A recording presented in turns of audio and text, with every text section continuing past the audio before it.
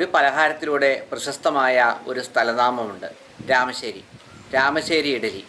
രാമശ്ശേരി ഇഡലിയെക്കുറിച്ച് കൂടുതൽ അറിയുന്നതിന് വേണ്ടി നമുക്ക് വീഡിയോയിലേക്ക് പോകാം. Welcome to my channel Sanu media.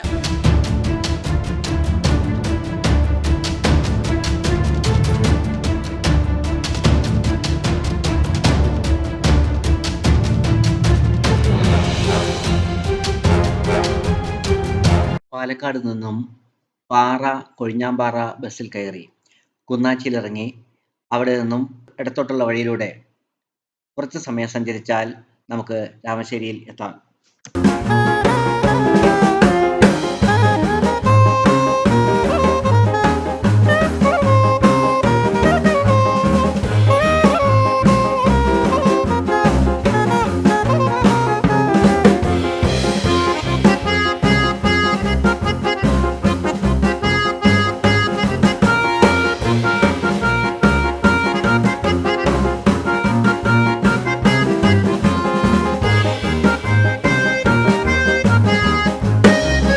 രാമശ്ശേരിയിൽ എത്തിക്കഴിഞ്ഞു.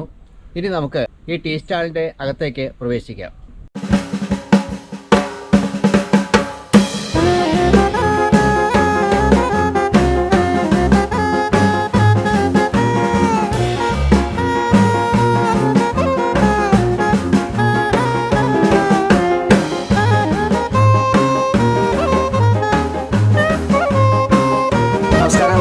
നമസ്കാരം. എന്താണ് അമ്മയുടെ പേര്? എൻ്റെ പേര് ഭാഗ്യലക്ഷ്മി.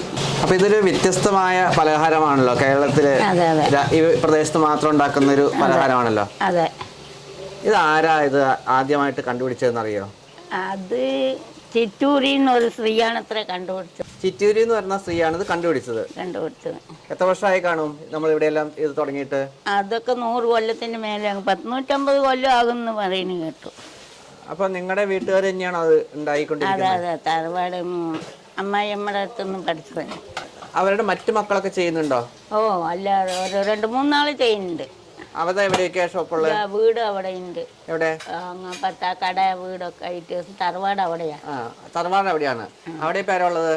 അവിടെ അളയിച്ചന്മാരൊക്കെ ഉണ്ട്, ഭർത്താവിന്റെ അനിയന്മാരൊക്കെ ഉണ്ട്.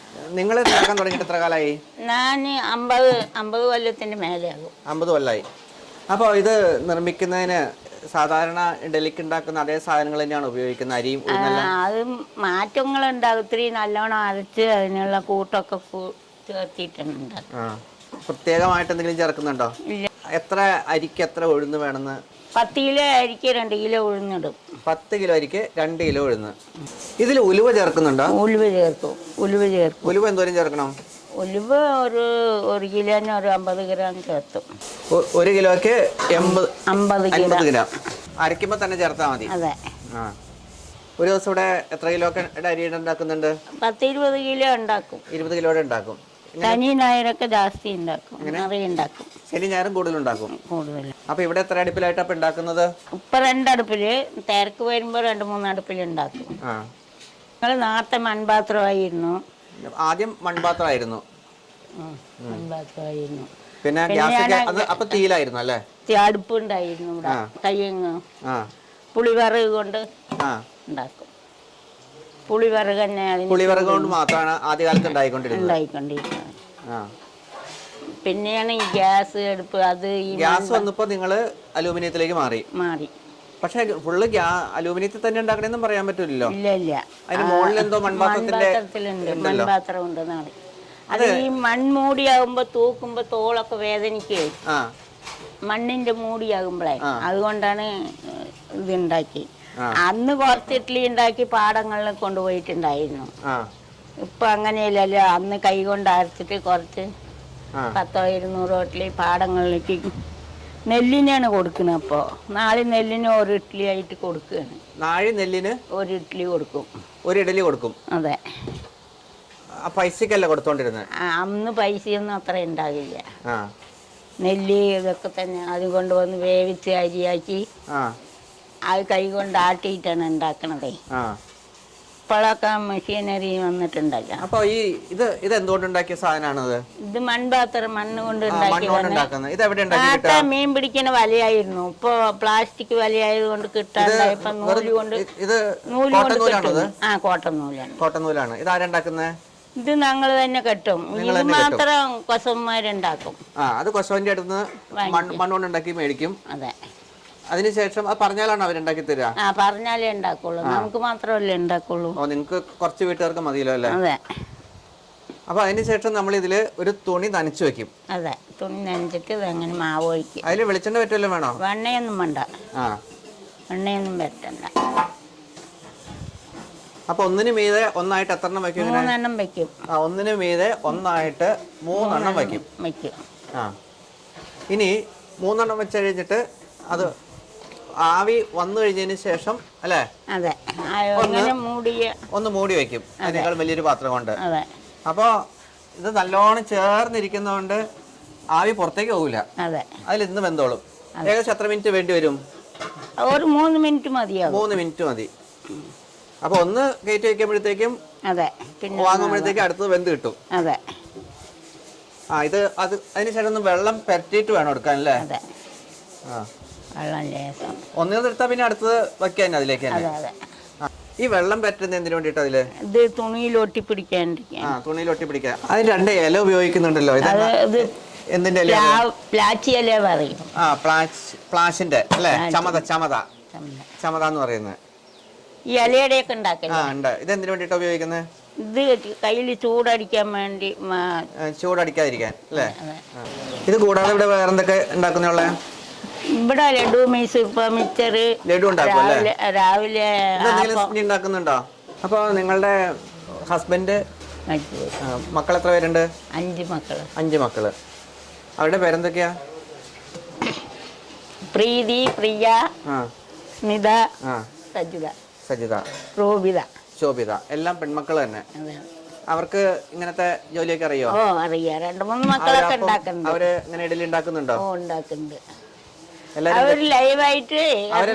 അങ്ങനെ കുട്ടിപ്രായത്തിൽ തന്നെ ഇതെല്ലാം കണ്ട് പഠിച്ചിട്ടുണ്ടാവൂലേ? ഒരു കിലോ അരിക്ക് എത്ര ഇഡലി ഉണ്ടാക്കാൻ പറ്റുന്ന? ഏകദേശം 10-30 ഇഡ്ഡലി ഉണ്ടാക്കാം. 30 ഇഡ്ഡലി 1 കിലോ. അപ്പൊ രാവിലെ വൈകിട്ട് വരെ നിൽക്കുമ്പോ അതൊരു നിങ്ങൾ മാറി മാറി നിൽക്കും? 2-3 ആളുണ്ട്. എത്ര പണിക്കാരുണ്ട് ഇപ്പോ? 3 പേര്? 3-4 പേരുണ്ട്. ഈ ടീ സ്റ്റാളിൽ ഏതാനും തൊഴിലാളികൾ ജോലി ചെയ്യുന്നുണ്ട്. നമുക്ക് അവരെ ഒന്ന് പരിചയപ്പെടാം.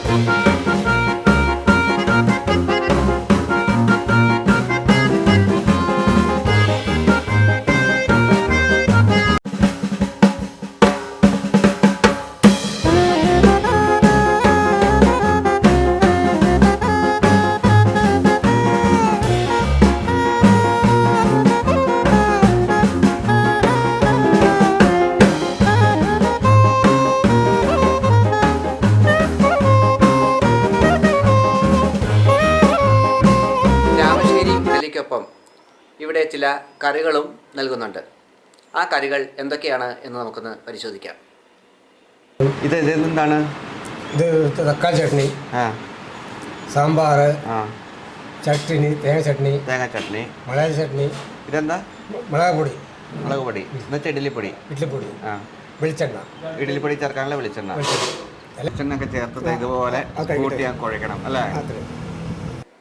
ഇനി നമുക്ക് ഈ ടീ സ്റ്റാളിൽ വന്നിരിക്കുന്ന ഏതാനും പേരുമായിട്ടൊന്ന് സംസാരിക്കാം. നിങ്ങൾ എവിടെ നിന്നാണ് വരുന്നത്? ചെറുപ്പളശ്ശേരി. എങ്ങനെയുണ്ട്? സൂപ്പറായിട്ടുണ്ട്. ഏതാ കറി ഇഷ്ടപ്പെട്ടത്? ഞാനിപ്പോ പൊടിയാണ് കൂട്ടിയത്. പൊടി കൂട്ടിയാണ് കഴിച്ചത്. ഇഡ്ഡലിപ്പൊടി നേരത്തെ പരിചയമുള്ളതല്ലേ?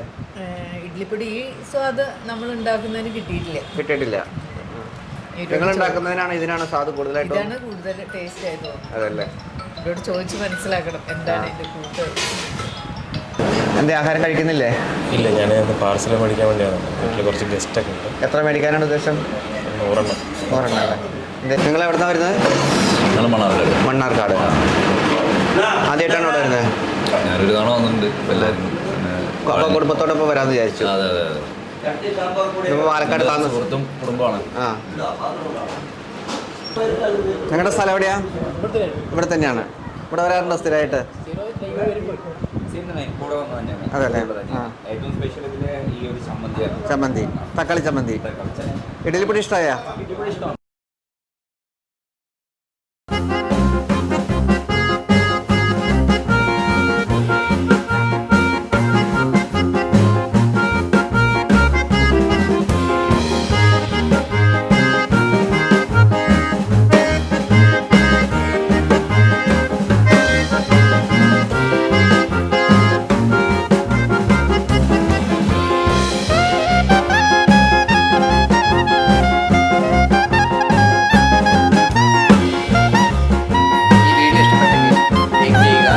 കമൻറ്റ് ചെയ്യുക, നിങ്ങളുടെ സുഹൃത്തുക്കൾക്ക് വേണ്ടി ഷെയർ ചെയ്യുക. മറ്റൊരു വീഡിയോയുമായി വീണ്ടും കാണുന്നവരെ തൽക്കാലം വിട. Good bye.